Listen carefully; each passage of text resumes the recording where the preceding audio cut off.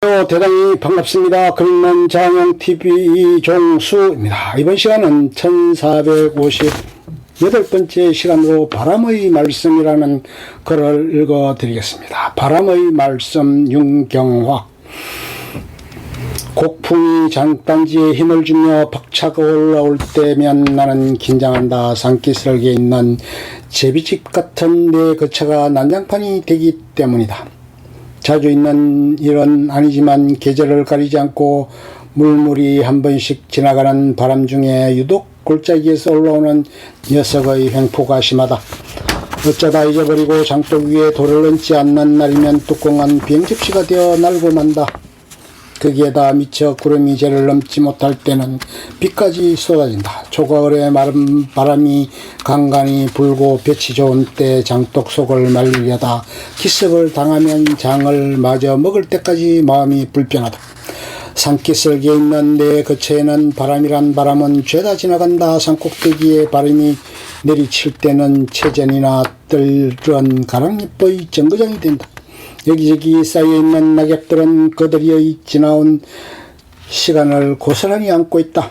유난히 상처가 많은 잎사귀에 마음이 가고 오랫동안 시선이 머문다. 사계절 내내 바람의 등살에 내 삶이 더 번잡스러운 듯도 하지만 이처럼 새로운 사색의 뜰이 마련되는 것은 선물이다.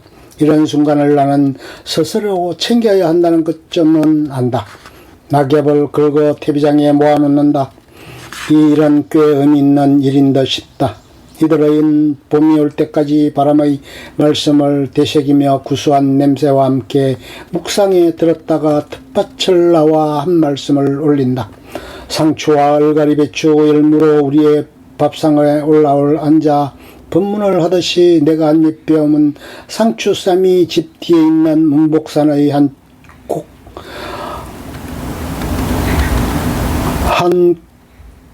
귀퉁이여라고. 문복산의 한쪽 귀퉁이가 무엇인가? 우주의 한 조각이 아닌가. 이는 삶의 경서로 마음의 눈을 뜨면 어느 곳에도 세상의 이치가 담겨있다는 말씀이다. 사리의 갈피갈피에 포개진 바람이 전하는 말씀이 얼마나 많았을까.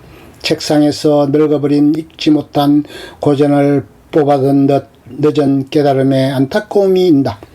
부드러운 산들바람이 불어주지 않음에 쌍그러웠던 마음을 밤송이처럼 안고 살아온 시간들이 부끄럽다. 남편의 조기 퇴직 이후 가족이 걸어온 길은 세상에 존재하는 모든 바람이 지나가는 외길이었다. 오직 한 길만 하는 대장장이의 망치처럼 쉴 새 없이 바람은 우리를 두들기며 지나갔다. 골바람이나 산바람이 휘몰아칠 때는 풀처럼 허리를 깊게 꺾었다가 다시 일어났다. 상처가 나면 쓰다듬고 움켜진 채 남편과 나는 소비자의 입장만 훈련이 되었던 사람이라 장사를 한다는 것은 여간 어려운 일이 아니었다. 상황에 따라 순한 바람도 감당하기 버거운 광풍이 될 때도 있었다. 손님은 매우 까다로운 철학서와 같았다.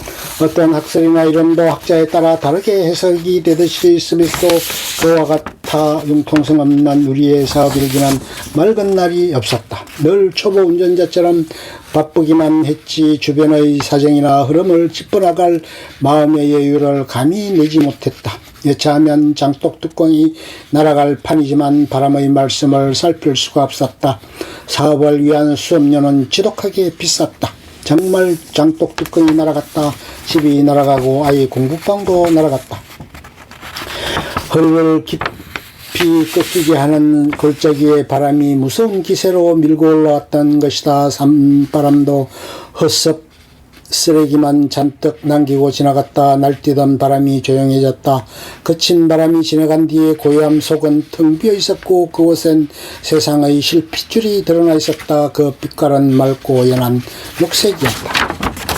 싱그러운 생동력을 담은 바람의 말씀이었다. 우연히 시장의 거리에서 만난 검소하고 편해 보이는 젊은 사람이 나에게 바람의 말씀처럼 다가왔다. 청년은 우리의 비어있는 뜰에 심을 씨앗을 주었다. 그의 공장에서 만든 제품을 외상으로 주었다. 찬찬히 정성스럽게 돌보기 시작했다. 아주 오랜만에 일에 몰두할 수 있었다. 많은 사람을 만나고 그들로부터 나에게 없는 것을 얻었다. 스스로 낮아지니 바람이 두고 간 교본에 눈이 들어온 것이다. 평범한 일상 속에 우리가 구하는 것이 살고 있다는 것도 알았다. 가냘픈 개, 양, 귀비, 꽃이 돌풍에 제 몸을 주고 씨방이 빵빵하도록 씨앗을 키우는 것도 보였다. 상실의 고통 속에서 숫잔수 만송이의 꽃을 피울 수 있는 힘이 나온다는 것도 알았다. 일상 속에서 나의 힘으로 무엇을 구할 수 있는 것은 천천히 뿌리를 내리는 일이며 용기가 생기는 일이었다.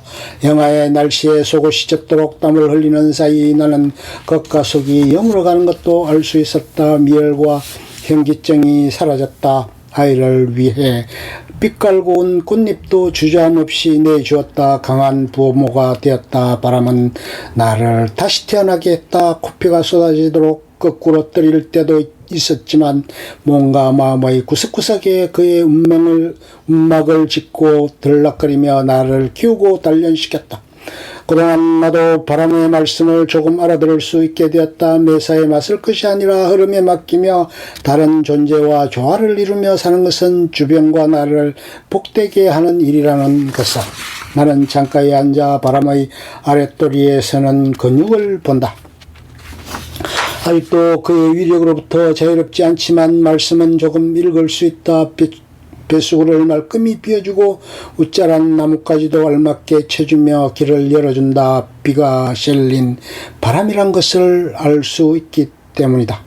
시답지 않지만 바람의 말씀을 듣고 내가 마련한 비책이다. 끝. 좋으면 좋아요, 구독, 알림 설정 눌러주세요. 감사합니다.